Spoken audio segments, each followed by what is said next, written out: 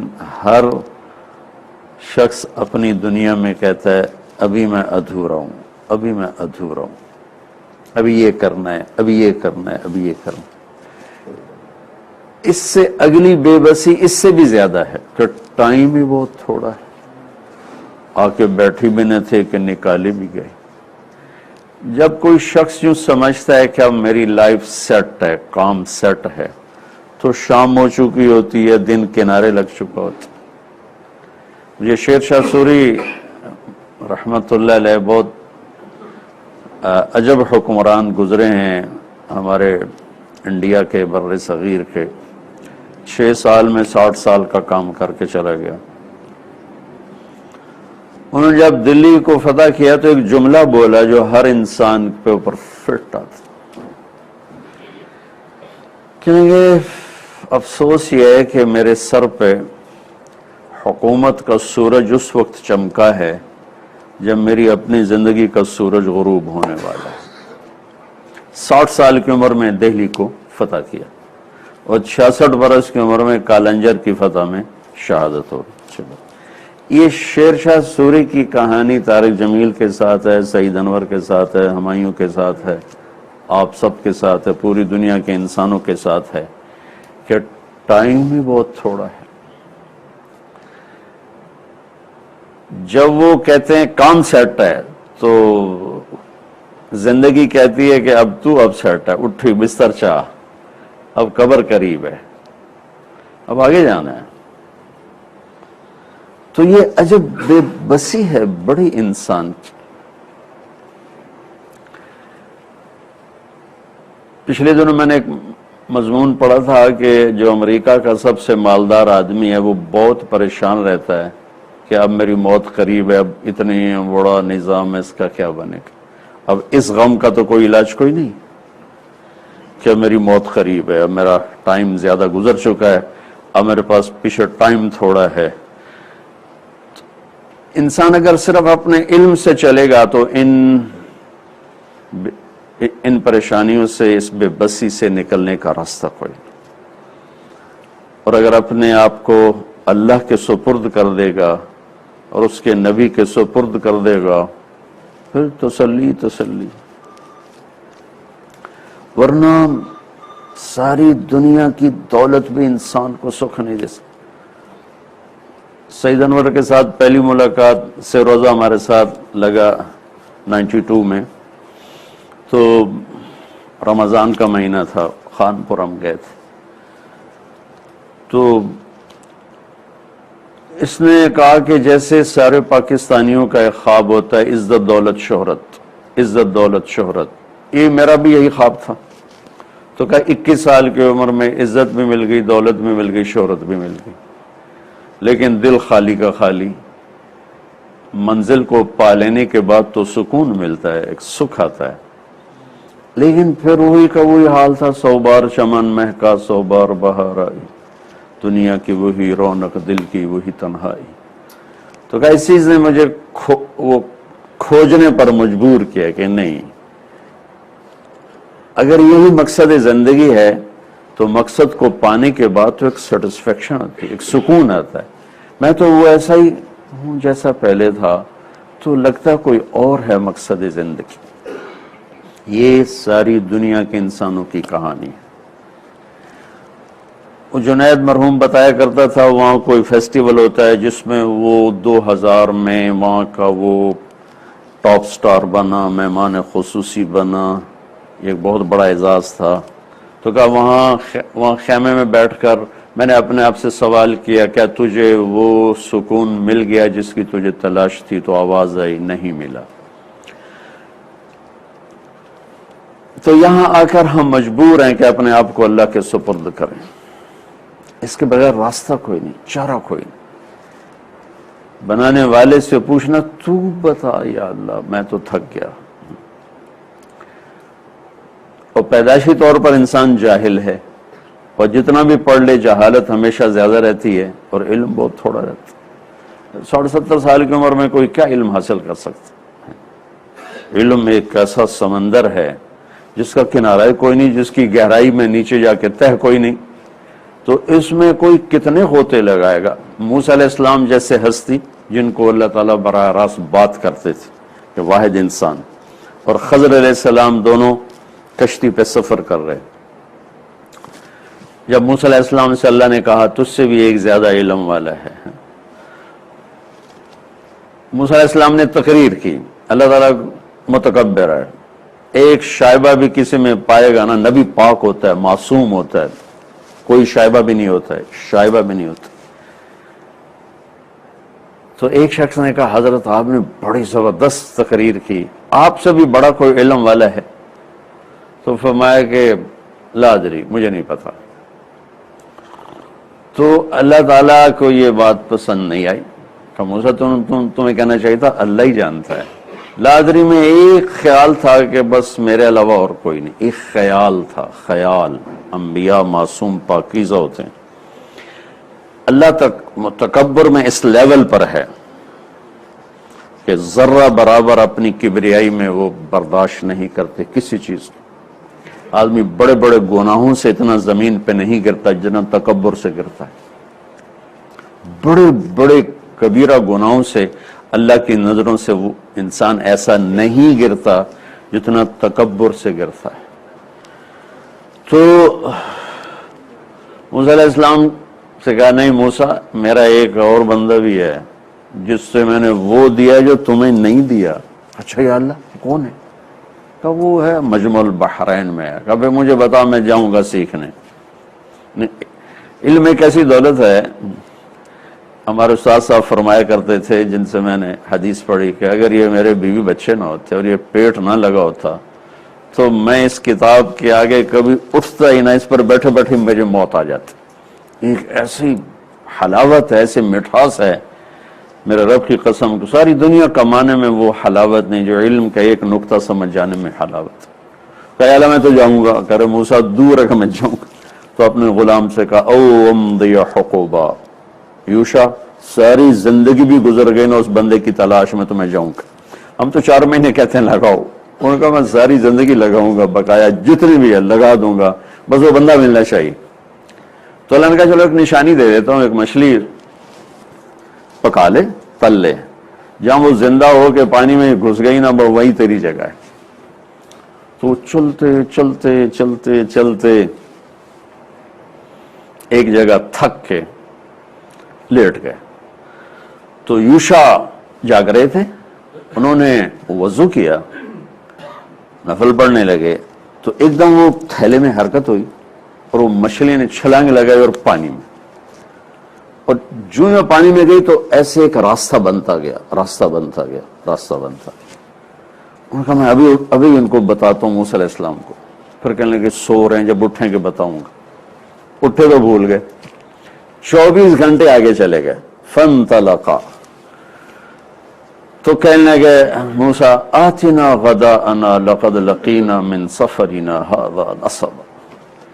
جب تک منزل تھی اس وقت تک تھکاوٹ نہیں ہوئی. جب وہ غیر ضروری کام ہو گیا، اگلا سفر غیر ضروری ہو گیا، تو اب تھکاوٹ ہونی شروع ہوئی. اس سے پتہ لگتا ہے کہ مقصد زندگی سے ہٹ کر جس کام میں بھی لگو گے نا، تھکنے کے سوا کچھ نہیں ملے. چاہے عزت ہے، شہرت ہے، ڈم ڈم ہے، اور آگے پیچھے ہٹو بچو کے شور ہے کہ یہاں کچھ بھی نہیں ہوگا، کیونکہ سسٹم تو اوپر سے کنٹرول ہو رہا ہے، نیچے سے تو ہو نہیں رہا. تو ارأیت اذ اوینا الی الصخرہ، وہ جہاں ہم نے آرام کیا تھا، فانی نسیت الحوت، وہ میں تو وہاں بھول گیا. وما انسانیہ الا الشیطان، وہ مجھے شیطان نے بھلا دیا. واتخذ سبیلہ فی البحر عجبا، وہ تو پورا ایک سڑک بنا کے چلی گئی پانی میں. کذالک ما کنا نبغی، تیرا بھلا ہو. ارے وہی تو ہمارا اسٹیشن تھا، تو کہاں لے کے چلا گیا مجھے، چل واپس چلیں. فرتد علی آثارہما قصصا، پھر چل چل چل 24 گھنٹے کے بعد پہنچے. آگے دیکھا تو راستہ، پانی میں راستہ بنا ہوا. تو چلتے چلتے چلتے چلتے ایک چھوٹا سا خوبصورت جزیرہ سرسبز، وہاں ایک آدمی سوئے ہوئے، چادر اوڑی ہوئی. ہم دنیا کے لیے کتنا ذلیل ہوتے ہیں. ایک افسر کو منانے کے لیے کیا کچھ آپ لوگ جتن کرتے ہیں. کتنی دفعہ ضمیر کو تھپکیاں دے کے سلاتے. ہمارا زوال ہے، زوال شدہ قوموں کا یہ قضیہ ہمیشہ ہی ہوتا ہے۔ اب یہ کلیم اللہ ہے، کلیم اللہ، اور اللہ تعالیٰ دکھانا چاہتا ہے السلام علیکم، تو انہوں نے جواب نہیں دیا، کہنے لگے انا بارضک السلام، چادر اوپر۔ بھائی آپ کو کوئی سلام کرے تو کم از کم آپ چادر ہٹاؤ گے، کہو گے جی ہاں جی وعلیکم السلام، چاہے جتنا ہی تنک کے کہو گے وعلیکم السلام، کیا بات ہے؟ چادر اوپر، انا بارضک السلام، یہ مجھے یہاں سلام کرنے کون آ گیا؟ جواب نہیں دیا۔ موسیٰ علیہ السلام کہیں گے میں موسیٰ ہوں۔ کون موسیٰ؟ ابھی کپڑا نہیں ہٹایا، کون موسیٰ؟ کہا جی موسیٰ بن عمران۔ اچھا بنی اسرائیل والا، پھر کپڑا ہٹایا، پھر اٹھ کے بیٹھے، میرے پاس کیا کرنا ہے وہ؟ کہا هل اتبعک علی ان تعلمنی، تعلمنی اپنے آپ کو فنا کر دیا، ان تعلمنی، نی مجھے آپ کو سکھائیں گے؟ نہیں، اپنی ذات کو فنا کر دیا لفظ سے، اتنا پھر نیچے چلے گئے۔ هل اتبعک، تواضع کی انتہا ہے، هل اتبعک، جناب کیا آپ کی اجازت ہے کہ آپ کے ساتھ چند گھڑیاں گزر جائیں کہ کچھ مجھے سیکھنے کو مل جائے؟ علی ان تعلمنی مما علمت رشدا، جو اللہ نے آپ کو علم دیا تھوڑا مجھے بھی مل جائے۔ تو آگے ایک دم بڑے سخت لہجے میں کہا انک لن تستطیع معی صبرا، ارے موسیٰ تیرے بس کا ہے۔ تو اتنی بڑی شخصیت کو ایک جملے پر یہ سارا کچھ ہو رہا ہے، تو وہ آگے وہ بھی نبی ہیں، وہ کون سا کوئی ولی ہیں یا کوئی وہ امام ہیں، نبی ہیں، اور نبی پر وحی آ رہی ڈائریکٹ۔ موسیٰ آپ صبر نہیں کر سکتے، انک لن تستطیع، شدت ہے، شدت، ہرگز ہرگز آپ صبر نہیں کر سکتے۔ وَكَيْفَ تَصْبِرُ عَلَى مَا لَمْ تُحِطْ بِهِ خُبْرًا، جس چیز کو آپ جانتے ہی نہیں آپ اس پہ صبر کیسے کرو گے؟ اب انہوں نے تواضع کی انتہا کر دی، سَتَجِدُنِي إِن شَاءَ اللَّهُ صَابِرًا وَلَا أَعْصِي لَكَ أَمْرًا، سبحان اللہ، کہ آپ مجھے نوکر پائیں گے، خادم پائیں گے، اور ایک رائی کے برابر آپ کی نافرمانی نہیں کروں گا، کچھ ہو جائے گا۔ کہا اچھا ٹھیک ہے، میری ایک شرط، لا تسألنی عن شیء حتی احدثک منہ ذکر، جب تک میں نہ کوئی بات کروں تم نے بولنا نہیں، بولنا نہیں۔ یہ اللہ ہم سے کہہ رہا ہے، جو میں کہہ رہا ہوں چپ کر کے مان جاؤ تو گلے ایک ہی کرتا ایتھے کیوں ہوگا، ایتھے کیوں ہوگا۔ اللہ کہہ رہا ہو ایک باری میری مانتا لو، ایک دفعہ اللہ کو تو آزما دو۔ اوہو، ٹھیک ہے جی، بولنا نہیں، کہیں بالکل نہیں بولو۔ فانطلقا حتی اذا رکبا فی السفینۃ، خیر میں قصہ نہیں سنانا چاہتا تھا، یہاں ایک واقعہ سنانا چاہتا ہوں۔ کشتی میں سوار ہوئے، موسیٰ علیہ السلام کو بھوک لگی ہوئی تھی، تو انہوں نے نہ چائے پوچھی نہ کھانا پوچھا، چل بھائی چلیے، تو ساتھ چلا لیا، تو ان کی بھوک تو اسی طرح چل رہی ہے۔ تو جب وہ دیکھا اس نے، ملاح نے، خضر ہیں، انہوں نے کہا آئیے تو کرایہ بھی نہیں لیا، ان کو بٹھا دیا، ساری کشتی بھر گئی۔ تو جب وہ چلی ہے کشتی تو ایک چڑیا آئی، اور اس نے آ کر چونچ سے نہ دریا سے پانی کا اپنی بساط کا قطرہ لیا، ایک یا دو، اڑ گئی۔ تو خضر علیہ السلام نے کہا موسیٰ یہ چڑیا کو دیکھا؟ کہا اس نے کتنا پانی لیا ہے دریا میں سے؟ کہا کچھ بھی نہیں، ایسے ایک قطرہ بھی نہیں ہے۔ کہا بس تیرے میرے علم کی یہی اوقات ہے اللہ کے علم کے سامنے، جو چڑیا نے اس دریا سے قطرہ لیا ہے نا، اتنی کو تیری میری اوقات۔ بھائیو ہمارے پاس تو اتنا بھی نہیں، ہم اللہ سے ٹکرا گئے۔ جھوٹ کے بغیر کام نہیں چلتا، سود کے بغیر کام نہیں چلتا، اس کے بغیر کام نہیں چلتا، اس کے بغیر کام نہیں چلتا۔ اور اللہ جیسے عظیم، جن کا نام علیم ہے، علام ہے، عالم الغیب والشہادہ، علم جس کی ذاتی صفت، جیسے کہیں سے علم ملتا نہیں، اس کی ذاتی صفت ہے۔ پھر انہوں نے اپنا نمائندہ نیچے اتارا، 1,24,000 اللہ کے سفیر آئے، جن میں سب سے بڑے سفیر اللہ کے حبیب، جن کو اللہ نے موسیٰ علیہ السلام سے خالی بات کی، صرف بات ہوئی۔ اور ایک دفعہ موسیٰ علیہ السلام نے کہا ارنی انظر الیک، یا اللہ میں تھوڑی سی جھلک دکھا، لن ترانی، بڑی شدت کے ہرگز نہیں۔ یہ تو قرآن ہے، اس کے ساتھ حدیث جوڑتا ہوں، موسیٰ لن یرانی حی الا مات، مجھے زندہ دیکھے گا مر جائے گا، ولا رطب الا تدہدہ، مجھے کوئی تر چیز دیکھے گی تو خشک ہو جائے گی، ولا یابس الا تفرقا، اور کوئی خشک چیز دیکھے گی تو بکھر جائے گی، انما یرانی اہل الجنہ، ہاں انتظار کرو جنت میں آؤ گے تو جنت کا ہر جنتی میرا دیدار کرے گا۔ لا تنام اعینہم ولا یبلی ثیابہم، نہ ان کی آنکھوں پہ کبھی نیند آئے گی، نہ ان کے کبھی کپڑے میلے ہوں گے، نہ ان کی جوانی پہ فنا کا کوئی امر آئے گا۔ اور میرے نبی نے فرمایا کہ موسیٰ علیہ السلام لاڈلے نبی تھے، لاڈلے، اللہ سے ضد کر لیتے تھے۔ اگر بھائی یہ موسیٰ ہی کی ہمت تھی جو کہہ گیا نہیں میں نے تو پھر بھی دیکھنا ہے، ہماری ہمت نہیں تھی کہ ہم کہتے کہ نہیں میں نے پھر بھی دیکھنا ہے، کہ نہیں یا اللہ میں تھوڑا جائے تھوڑا جائے۔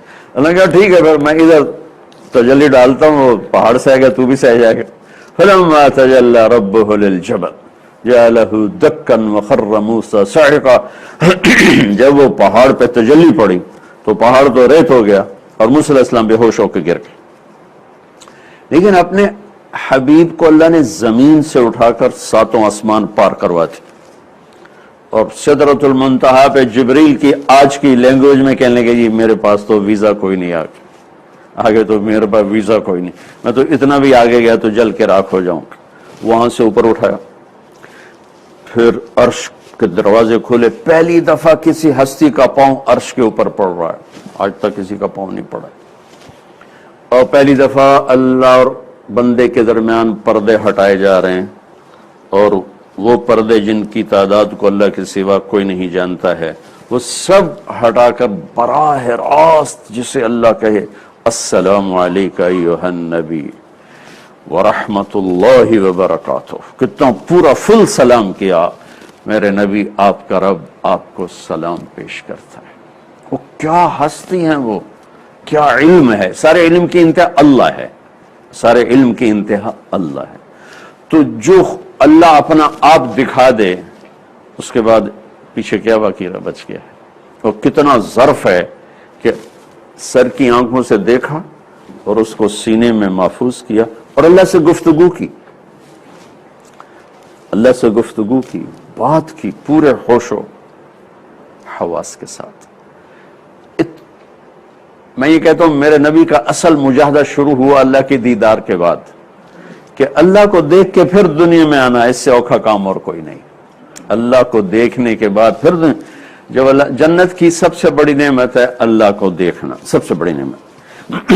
ایک لاشعوری خلا باقی ہوگا، جب اللہ کا دیدار ہوگا تو جا کر وہ تسکین ہوگی۔ جب اللہ سامنے آئیں گے تو جب پردہ فرمائیں گے تو اللہ تعالیٰ کہیں گے کہ چلو بھائی مجلس ختم، کہیں گے نہیں یا اللہ مہربانی بس تو ہمیں اپنا دیدار کراتا رہے۔ تو اللہ تعالیٰ فرمائیں گے جنت میں جاؤ گا، ہمیں جنت نہیں چاہیے، تو کراچی کی کیا حیثیت، وہ کہیں گے ہمیں جنت نہیں چاہیے، ہمیں تجھے دیکھنا ہے، تجھے دیکھنا ہے۔ کہ وہ جنت کی حوریں جو مومن نین اور مومنات یعنی مرد عورت اہل ایمان، یہ تو وہاں مجلس میں اکٹھے ہوں گے، لیکن حوریں اپنے اپنے ٹھکانوں پر ہوں گے۔ اللہ تعالیٰ کہیں گے تمہاری حوریں وہ چاہیے، تجھے دیکھنا ہے۔ جب جنت میں یہ حال ہے تو میرا نبی کو اللہ دکھا کر کہہ رہا جاؤ مکے میں پھر پتھر کھاؤ، کوئی آسان کام ہے اللہ کو دیکھنے کے بعد پھر آگے پتھر کھانا؟ اصل مجاہدہ میرے نبی کا اس وقت شروع ہو رہا ہے جب وہ اللہ کا دیدار کر کے آ رہے ہیں۔ یہ اللہ کی ذات کا علم اترا میرے نبی کی ذات پر، پھر میرے نبی کو اللہ نے کیسی آنکھ عطا فرمائی۔ آپ نماز پڑھا رہے ہیں، مصلی پہ کھڑے، نماز کے دوران آپ نے چلنا شروع کیا، نماز کے دوران۔ اس زمانے یہ محراب نہیں ہوتے تھے، سیدھی بات، محراب اور مینار، محراب و مینار، یہ عمر بن عبدالعزیز رحمت اللہ علیہ کی ایجاد ہے، انہیں محراب بنوائی اور چلتے آئے چلتے آئے چلتے آئے یہاں تک کہ دیوار کے ساتھ لگ کے کھڑے ہو گئے اور نماز چل رہی ہے. کافی دیر کھڑے رہے پھر پیچھے ہٹنا شروع کیا. اب پہلی صاحب والے تو دیکھ رہے ہیں کہ یہ کیا ہو رہا ہے, پچھلوں کو پتہ نہیں چلا ہے. ہٹتے گئے اور آ کر اپنے کھڑے ہو.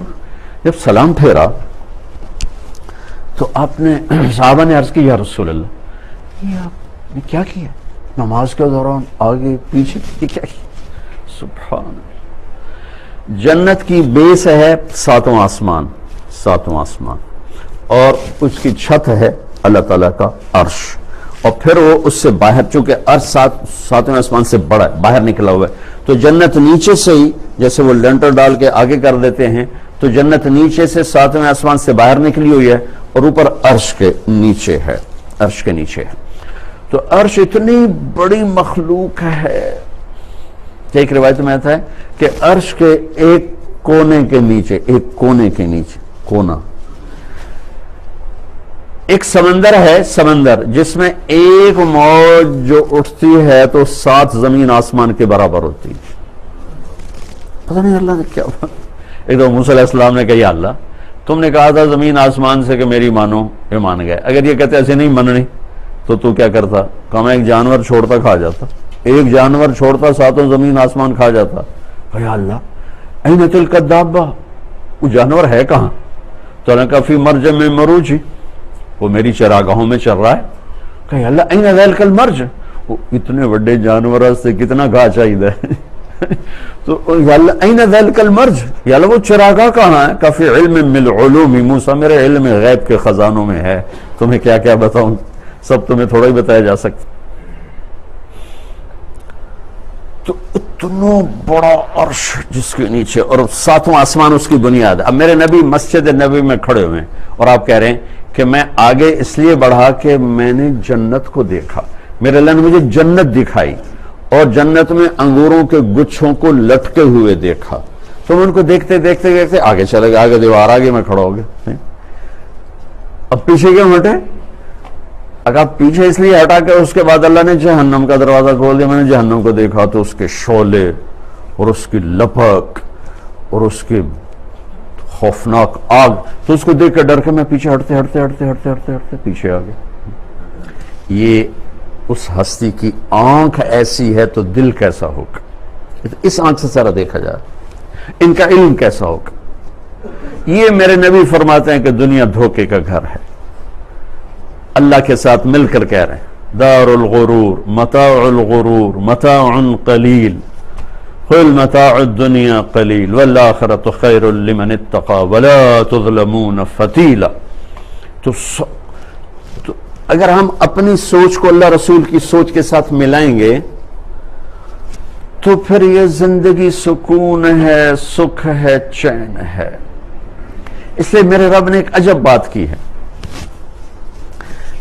لقد کان لکم فی رسول اللہ اسوۃ حسنہ. انسان دکھ, مصیبت, غم سے گھبراتا ہے اور خوبصورتی کی طرف کھنچتا ہے, یہ اس کی نیچر ہے. وہ خوبصورتی شکل میں ہو کھنچے گا, آواز میں ہو کھنچے گا, کسی منظر میں ہو, کسی گھر میں ہو. حسن کے لیے دلیل کوئی نہیں, وہ بلا دلیل ہے. 14ویں کے چاند کو پاگل سے پاگل بھی نہیں کہے گا کہ میں سونا میں دسو تو صحیح, کہ حسن اپنا وجود رکھتا ہے اور غم سے انسان بھاگتا ہے. ہمارے سارے علم کی انتہا یہ ہے کہ خوشحال ہو جاؤ, پیسہ کماؤ, خوشحال ہو جاؤ, سارے دکھ درد دور ہو گئے. یہ ہمارے علم کی انتہا ہے. پیسہ بناؤ, خوشحال ہو جاؤ. خوش الگ لفظ ہے, حال الگ لفظ ہے. حال ٹائم کو بتاتا ہے, خوشی کیفیت کو بتاتی. ٹھیک, ٹائم کا وہ سب سے چھوٹا لمحہ جو گزرتا ہے اس کو حال کہتے ہیں, جس کو پریزنٹ کہتے ہیں. وہ یوں گزر جاتا ہے, وہ جو یوں گزرا ہے اس میں خوشی ہو, یہ آسمان والا ڈالتا ہے. اضحک و ابکا. ہم نے خوشحالی کا مطلب یہ ہے بہت بڑا کاروبار ہے, پیسے ہیں, دولت ہے, شہرت ہے, عزت ہے, واجبہ, اس کا نام ہے خوشحالی. نہیں, خوشی ایک کیفیت ہے, اس کا تعلق نہ غربت سے ہے نہ پیسے سے. مولانا روم نے ایک حکایت لکھی ہے، حکایت تو سمجھانے کے لیے ہوتی ہے کہ ایک بادشاہ بیمار ہو گیا تو طبیب نے کہا کہ کسی خوشحال کا کرتا پہناؤ تو ٹھیک ہو جائے گا، کسی خوشحال کا جو خوش رہتا اس کا کرتا پہناؤ۔ اس نے کہا چلو مجھے تو حکومت کے دکھڑے بتھیرے ہیں، جاؤ وزیروں سے کہو کرتا دے دیں۔ وزیروں نے اپنے ٹکڑے پیش کر دیے۔ اچھا جاؤ بھائی شہر کے کراچی کے سارے مالداروں کو بلاؤ۔ مالداروں دے دل پہلے پاٹے ہوئے، ان کی بڑی گاڑی نظر آتی لوگوں کو، جن دکھ سے گزر رہے تھے وہ کہاں نظر آتے، انہوں نے اپنے ٹکڑے پیش کر دیے۔ اور سارا بازار سارا شہر تھک گئے، انہیں بندہ کوئی نہ ملا۔ شام ہو گئی۔ تو وہ ایک باغ سے گزر رہے تھے تو باغ میں سے کسی کے گانے کی آواز آ رہی، کہنے لگے یار یہ آواز لگتی ہے کوئی بڑی مزے والی ہے، چلو اسی سے ہی مانگ لیتے ہیں۔ اب شام ہو چکی تو اس کے پاس گئے، کہنے لگے ارے میرے بھائی، تو چونکہ وہ سب سے تھک چکے تھے، ارے بھائی تو تجھے کوئی غم تو نہیں ہے؟ کہ اللہ کا فضل ہے مجھے کوئی غم نہیں، کا شکر ہے، کرتے کا غم بھی کوئی نہیں۔ خوش اور حال یہ دو لفظ ہیں۔ حال لمحہ موجود کو کہتے ہیں، خوشی کیفیت کو کہتے ہیں۔ تو اس کو اللہ نے پیسے سے نہیں جوڑا، غربت سے نہیں جوڑا، شکل و صورت سے نہیں جوڑا، اس کو اللہ نے اپنی اطاعت اور اپنے حبیب کی اطاعت کے ساتھ جوڑا ہے کہ جب دل اللہ سے ملتا ہے تو ایک چین اور سکون کی کیفیت پیدا ہو جاتی۔ کے لیے ایک بڑی خوبصورت زندگی لائے ہیں۔ ایک لفظ ہے اسوہ اور ایک لفظ ہے حسنہ، یہ دو لفظ ہیں۔ اسوہ کا ایک مطلب ہے نمونہ، جو آپ ترجمہ پڑھیں گے نمونہ، یہ بھی ہے، لیکن اسوہ کا اصل مطلب اور ہے۔ سبحان اللہ، کیا قرآن میرے رب نے بیان کیا۔ اسوہ کہتے ہیں وہ چیز جس سے غم کو تسلی مل جائے، دکھ دور ہو جائے، اسے کہتے ہیں اسوہ۔ نمونہ بھی ہے، نمونہ کہ یہ شکل میں نے مولوی کی نہیں بنائی، یہ شکل میں نے اللہ کے نبی کی اتاری، نقل اتاری ہے۔ میں پگڑی اس لیے نہیں باندھا کہ میں مولوی ہوں، میں نے داڑھی سے نہیں رکھی کہ یہ سعید انور تو مجھ سے بڑا مولوی لگ رہا ہے، میرے کو بڑی داڑھی ہے۔ یہ میرے نبی کی نقل ہے، اسوہ، نمونہ، یہ میرے نبی کا نمونہ ہے۔ اسوہ اپنی اصل میں تأسی سے، اساس ہے، غم کی تسلی۔ جتنے دکھ درد لیے پھرتے ہو نا، تو میرے نبی کے ہاتھوں میں ہاتھ دے دو، سارے دکھ درد دور ہو جائیں۔ چاہے تم مالدار ہو، چاہے تم کرکٹر ہو، چاہے تم فقیر ہو، چاہے تم بادشاہ ہو، چاہے تم ریڑھی والے ہو، اور چاہے تم 10 چلا رہے ہو ٹیکسٹائل یا جو بھی تم چلا رہے ہو، صرف میرے نبی کے ہاتھوں میں ہاتھ دے دو تو پہلا کام کرے گا کہ تمہارے دکھ نکال دے گا، دکھ نکال دے۔ اسوہ، تمہارے غم کی تسلیاں تمہیں مل جائیں گی۔ دوسرا کام یہ کرے گا کہ تمہاری زندگی کو خوبصورت بنا دے گا۔ اسی کی ساری دوڑ، اتنے بڑے بڑے روٹی کھانے کے لیے اتنے بڑے کاروبار آدمی کرتا ہے، یہ صرف سونے کے لیے اتنے بڑے بڑے گھر بناتا ہے۔ انسان کے اندر حسن پرستی ہے، وہ غموں سے دکھڑوں سے دور رہنا چاہتا ہے، راستہ غلط اختیار کر لیا، پیسہ بناؤ پیسہ بناؤ پیسہ بناؤ۔ پیسے سے میرے رب نے کہا عبد الرحمن بن عوف کی اب جیب میں آ جاؤ، سارے پاکستان کے تاجر اکٹھے کروں، عبد الرحمن بن عوف کی جیب میں ایک جیب میں آ جا، عرفان صاحب دا سارا بینک وچ ہی وڑ جائے، واللہ کہہ رہا ہوں۔ اور ٹاپ 10 آدمی میں صحابہ کوئی 1.5 لاکھ 2 لاکھ کے قریب تھا، 1,24,000 تو جو حاضر تھے، بہت سے لوگ حج پہ نہیں آئے، 2 لاکھ کے قریب صحابہ ہیں، 2 لاکھ سے اوپر ہی ہوں گے، کم نہیں ہے۔ ان میں 10 ٹاپ 10 آدمی ہیں، 10 جن کو آپ نے ایک مجلس میں کہا ابو بکر جنتی، عمر جنتی، عثمان جنتی، علی جنتی، طلحہ جنتی، زبیر جنتی، سعد بن ابی وقاص جنتی، عبد الرحمن بن عوف جنتی، اور ابو عبیدہ بن جراح جنتی، اور سعید بن زید جنتی۔ یہ 10 کے بارے میں فرمایا کہ یہ جنت، سارے جنتی، کلن وعد اللہ الحسنى، یہ سورہ فتح ہے کہ اے میرے نبی میرا وعدہ ہے، میں تیرے تمام صحابہ کی خطائیں میں نے معاف کر دیں، سب کے لیے میرا وعدہ ہے جنت دوں گا، کلن وعد اللہ الحسنى، سب جنت میں جائیں گے۔ اتنا بڑا اعزاز ہے اس شخص کا، ذرا دل تھام کے سننا، جب ان کا انتقال ہوا 3 ارب 10 کروڑ 20 لاکھ سونے کے دینار وراثت میں چھوڑے۔ آپ کا تو خالی فگر ہوتا ہے نا، عرفان صاحب اتنے فگر آ گئے, پلے کھ بھی نہیں, وہ جو 1000 روپیہ منگو تو ہے کوئی, ایک کو کارڈ بھی کہا چڑھ, انہوں نے آپ سے وہ 1000 روپئے نکل سکے, آپ کو کارڈ دے دیا, بھائی یوں کر لو تو بس یہ ہو جائے گا, یوں کر لو وہ آپ سے کاغذ بھی واپس لے لی. 4.5 ماشے کا دینار ہوتا ہے, کوئی بڑا حساب دان اس کو ضرب دے کے نکالتا پھر کہ وہ کتنے ٹن سونا چھوڑ کے گئے, اور 10 آدمی میں سے باہر نہیں نکلے. اتنی دولت کے بعد وہ آدمی 10 آدمی میں ہے, اور میرے نبی نے ٹائٹل دیا عبد الرحمن تاجر الرحمن. عبد الرحمن تو رحمان کا تاجر ہے. 10,000 بکریاں, 1,000 گھوڑے, 1,000 اونٹ, یہ وراثت میں چھوڑ دی. اور ساری اسلامی سلطنت میں ان کی وراثت تھی, ان کی جائیداد تھی جو انہیں چھوڑ کے مرے ہیں. تو انہوں نے کیا کیا تھا, اپنا ہاتھ اپنے نبی کے ہاتھ میں دے دیا تھا بس. یہی بھائی ہم آپ سے کہنے آئے, آپ کے کام آپ کو مبارک ہوں.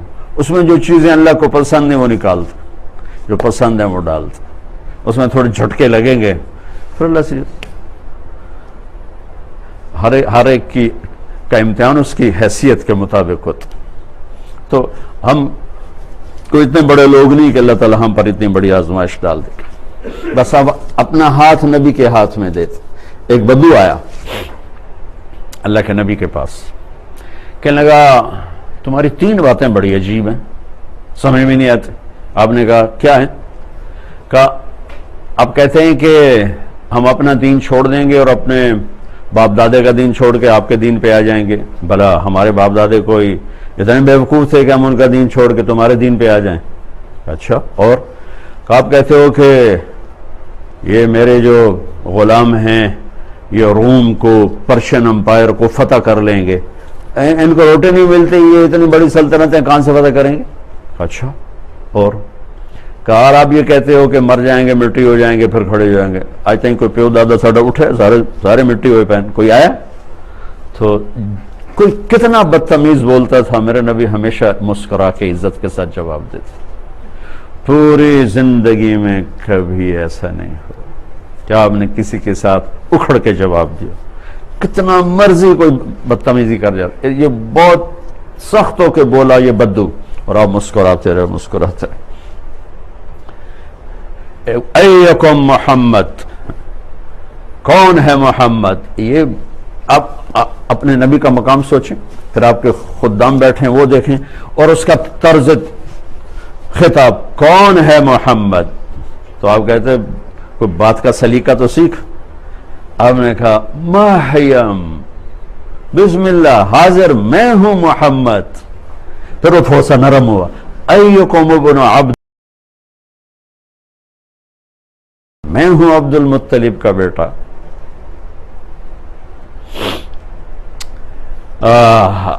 وہ کہنے لگا نہیں, آپ نے کہا اچھا دیکھو میرے دوست, تو انشاءاللہ اللہ تجھے زندگی دے گا, تو دیکھے گا کہ سارا عرب میرا کلمہ پڑھے گا, اور تو دیکھے گا کہ ایران اور روم فتح ہوں گے اور اس کے خزانے یہاں آئیں گے, اور تو دیکھے گا تیسری بات قیامت کے دن اٹھنے کی.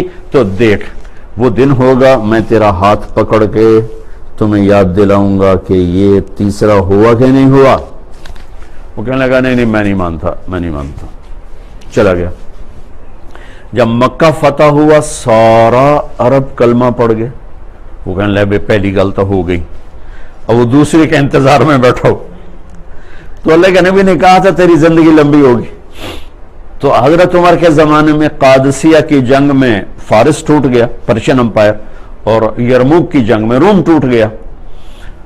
تو جب وہ دونوں فتح ہوئے تو کہنے لگا بھلے لوکن 3 بھی ہو جائیں, 2 تو ہو گئی ہیں تو کلمہ پڑھ جا, تیسری بھی ہو جائے گی. تو وہ مسلمان ہوا اور ہجرت کر کے مدینے شفٹ ہو گیا. مدینے عمر رضی اللہ تعالیٰ عنہ اپنے دور خلافت میں جب وہ مسجد میں آتا تو اس کے لیے کھڑے ہو جاتے, اس کو بڑا پروٹوکول دیتے, تو چہرے سوالیہ نشان بن جاتے کہ اتنا بڑا امیر المومنین اور ایک دیہاتی کو اتنا پروٹوکول کیوں دیتا ہے, اس چہروں پہ سوال آ جاتا تھا. تو پھر ایک دن حضرت عمر رضی اللہ تعالیٰ عنہ نے فرمایا کہ تم سوچتے ہوگے کہ میں اس دیہاتی کو اتنا پروٹوکول کیوں دیتا؟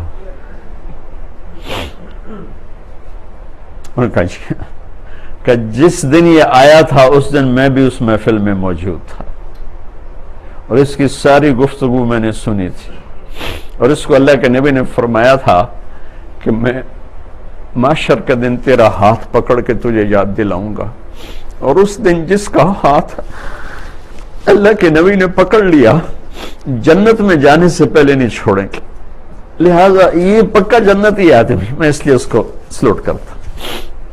بھائیو، ہم آپ سے یہی کہنے آئے ہیں کہ اپنے ہاتھ چھڑا لو اپنی تجارتوں سے، رواجوں سے، اپنی عادات سے، شہوات سے، اور اللہ کے حبیب کے ہاتھ میں ہاتھ دے دو، تو یہاں کے بھی مزے ہیں، آگے کے بھی مزے، نہ یہاں گھاٹا ہے نہ وہاں گھاٹا ہے۔ آزمائش تو بڑے لوگوں پر آتی ہے، یہ آپ سب کی خدمت میں گزارش ہے کہ ہم اللہ سے سودا کر کے دنیا سے، جیسے اللہ نے جنید کو بلایا، کیا سودا کر کے وہ نوجوان گیا ہے کہ ساری دنیا کو رلا کے چلا گیا، بہت بڑے دنیاوی اعزاز کو ٹھوکر ماری، وہ تو چند سال بعد اگر وہ اسی میں چلتا رہتا، آج اس کو کوئی پوچھنے والا کوئی نہ ہوتا۔ شوبز کی دنیا سے زیادہ بے وفا تو کوئی دنیا میں کوئی جہان ہے نہیں، اور چند سال بعد اس کا نام مٹ جاتا۔ جب اس نے عین شہرت کی بلندیوں پر ٹھوکر ماری تو اللہ نے اسے ادھر عزت کی چوٹیوں پر پہنچا کر، جو اس کے جنازے میں شریک تھے، میں تو پڑھانے والا ہوں، تو انہوں نے دیکھا کہ اللہ نے کیسے اس کی قربانی کو پانی لگایا اور کس عزت کے ساتھ اس کو اٹھایا۔ اربوں پتی مرتے ہیں، بادشاہ مرتے ہیں، کسی کو پتہ ہی نہیں ہوتا، پڑوس میں کسی کو نہیں پتہ ہوتا ہے۔ بھائیو، اللہ سے سودا کر لیں، اللہ کے نبی سے سودا کر لیں، یہ تبلیغ اس کو سیکھنے کی محنت، اور اللہ نے ہمیں مدتوں کے بعد ایک ایسا کام دیا ہے جس پر کوئی کسی مسلک کی چھاپ نہیں، کسی مسلک کا ترجمان نہیں، اسلام کا ترجمان ہے۔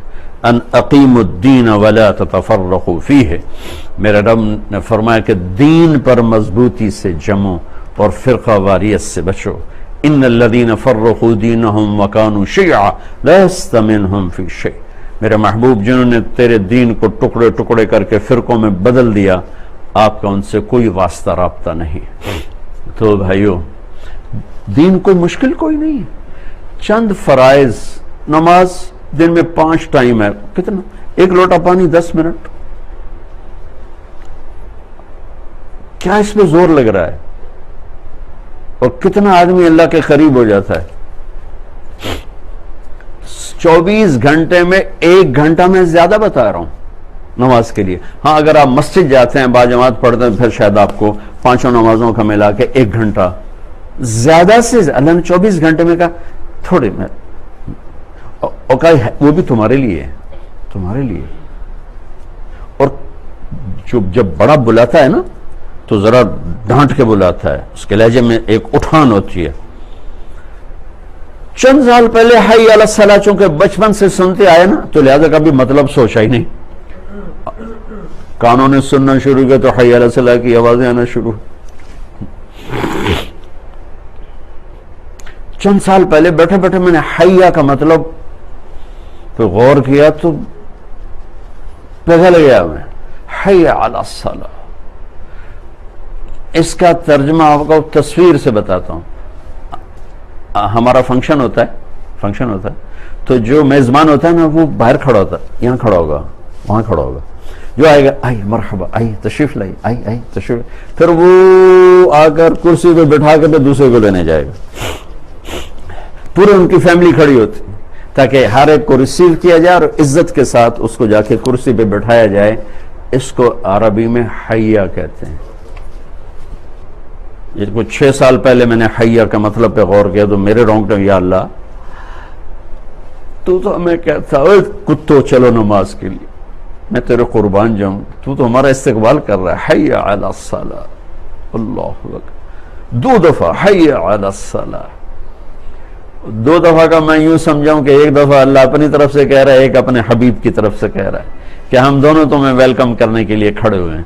اس میں اتنا اظہار تھا محبت کا کہ کسی نمازی کو شبہ نہ پڑ جائے اللہ نے ساری لوڑ پہ گئی، اللہ کو ہماری ضرورت پڑ گئی تو اگلا حی علی الفلاح، تمہیں کامیابی دینے کے لیے مجھے تمہارے سجدوں کی کوئی ضرورت نہیں ہے، آ جاؤ، بڑی عزت سے کامیابی بھی دوں گا، آ جاؤ۔ اس احترام سے بلایا ہے اللہ تعالیٰ نے، اس عزت کے ساتھ اللہ نے بلایا۔ جیسے آپ کسی کو یہ شادی کا کارڈ ویسے بھیج دیتے ہو، کسی کو خود دینے جاتے ہو، جس کو خود دینے جاتے ہو وہ پھنس جاتا ہے، یار وہ تو آپ آئے، انہوں نے تو جانا پڑے گا۔ میں نہیں جاتا ہوں شادیوں پر، لیکن جو خود آ جاتا ہے نا وہاں میں پھنس جاتا ہوں کہ انکار کرو تو یہ شرم آتی ہے، اور یہ اتنی دور سے میں کیسے انکار کروں۔ تو حیہ میں یہ مطلب ہے کہ اللہ کہہ میں آپ آیا تجھے لینے کے لیے، آ جاؤ نا۔ تو 5 نمازوں میں کیا زور لگتا، اور 24 گھنٹے کی زندگی میں 2 کام ہو جائیں، ایک زبان پہ سچ ہو، جھوٹ نہ ہو، اور اس سے محبت کی بات ہو، نفرت کی بات نہ ہو، وعدہ خلافی نہ ہو، وعدہ کو وفا کرے، اس زبان سے کھرش دے تانا، گالی، جھوٹ، غیبت، بہتان، کبھی ہو جائے تو معافی مانگ لے اللہ تعالیٰ سے۔ اور دوسرا صدق و امانت، سچائی اور امانت اور سچائی، 2 باتیں 24 گھنٹے کی زندگی میں کر لے۔ روزہ 1 سال کے بعد آتا ہے، مسافر ہے تو اللہ کہتا چلو بعد رکھ لیں، مریض ہے تو پھر بھی اللہ کہتا اچھا چلو بعد رکھ لیں، نہیں ہی رکھا جاتا اللہ کہتا چلو ٹھیک ہے معافی کر دیں، مگر بہت اتنا بیمار ہے کہ اب رکھ ہی نہیں سکتے، صرف نماز میں معافی نہیں رکھی، باقی تو۔ اور سچائی کتنی بڑی عزت ہے، جھوٹ کتنی بڑی لعنت ہے، دیانتداری کتنی بڑی عزت ہے، دھوکہ، فراڈ، فریب، رشوت کتنی بڑی لعنت ہے، انسانیت کے نام پر اس سے ذلت کا اور کوئی ٹیکہ نہیں ہے۔ تو میری عزت ہے کہ میں سچا مشہور ہوں اور میری دیانت مشہور۔ ابن خراش ایک بڑے آدمی گزرے ہیں حجاج کے دور میں، حجاج کا ظلم نصف النہار پہ تھا، تو اس کے بیٹے بغاوت میں، حجاج کے خلاف بغاوت میں انہوں نے حصہ لیا، وہ شکست ہو گئی تو وہ بھاگ گئے، اور کچھ عرصے کے بعد چھپتے چھپاتے گھر پہنچ گئے۔ CID نے خبر دے دی کہ ابن خراش کے بیٹے پہنچ چکے ہیں، تو حجاج نے کہا لو بھی آج ابن خراش کے سچ کا امتحان ہونے والا ہے۔ تو اس نے ابن خراش کو بلایا، بڑا دسترخوان سجایا، کھانے پر کھانا شروع ہو گیا، کوئی ڈائریکٹ سوال نہیں، باتوں باتوں میں ابن خراش وہ آپ کے بچوں کی کوئی خیر خبر ہے؟ وہ ہمارے خلاف انہوں نے جنگ کی تھی پھر بھاگ گئے تھے، تو کوئی خیر خبر ہے؟ تو وہ مسکرا پڑے، کہنے لگے حجاج زندگی موت تو اللہ کے ہاتھ میں، گھر پہنچ چکے ہیں۔ انہوں نے کہا سلام ہے تیری سچائی کو، تجھے تیرے بیٹے گفٹ کرتا ہوں، اگر تو یہاں جھوٹ بولتا پہلے یہیں تجھے تیرا سر اتار دیتا، پھر تیرے بیٹوں کا سر اتار دیتا۔ سلام ہے تیری سچائی۔ حجاج جیسا ظالم درندہ بھی سچائی کے آگے سر جھکا کے۔ یہ چند کام ہیں کرنے کے، اور اپنے رشتوں ناتوں میں محبت کو زندہ کیا جائے، رشتوں کو پیسوں پہ نہ تولا جائے، خون کے رشتوں کو چھوٹی چھوٹی باتوں پہ نہ چھوڑا جائے، چھوٹی چھوٹی باتوں پہ نہ توڑا جائے، اس نے یہ کہہ دیا، اس نے وہ کہہ دیا، چیزوں پہ لڑائی، دکانوں پہ لڑائی، کاروبار میں لڑائی۔ ایک رشتے کو بچانے کے لیے ساری دنیا دینی پڑے تو سستا سودا ہے، گھاٹے کا سودا نہیں، رشتہ اتنی طاقتور چیز۔ تو ان رشتوں میں جو میرے نبی نے ہمیں سلوک سکھایا، محبت سکھائی، اخلاق سکھائے، ان کو زندہ کیا جائے تو اسی کا نام اسوہ حسنہ ہے، خوبصورت زندگی ہے۔ بھائیو، یہ آپ سب سے گزارش ہے، اللہ مجھے بھی ہمت توفیق دے، آپ کو بھی دے کہ ہم اس زندگی کو سیکھیں، تبلیغ اس کو سیکھنے کی محنت ہے۔ اللہ آپ کو توفیق دے۔ تو پھر ایک زکوٰۃ ہے اس میں، ماشاءاللہ اکثر لوگ آپ میں زکوٰۃ دیتے ہیں، بلکہ زکوٰۃ سے بڑھ کر دیتے ہیں۔ تو یہ چند ایک چیزوں کی پابندی ہو جائے تو انشاءاللہ کام بن جائے گا، دنیا بھی بن جائے گی، آخرت بھی بن جائے گی۔ اللہ تعالیٰ نے الدین یسر، ان کا دین آسان ہے۔ ہاں چونکہ پیپر لینا ہے تو پیپر لینے کے لیے تھوڑی سی اس میں رکاوٹیں ڈال دی ہیں، ورنہ تو اب فطرت کی آواز ہے۔ اس کو بھائیو میں بھی سیکھوں، آپ بھی سیکھیں، تو کچھ وقت اس کے لیے اگر نکلنا شروع ہو جائیں تو انشاءاللہ آپ کو بہت فائدہ ہوگا۔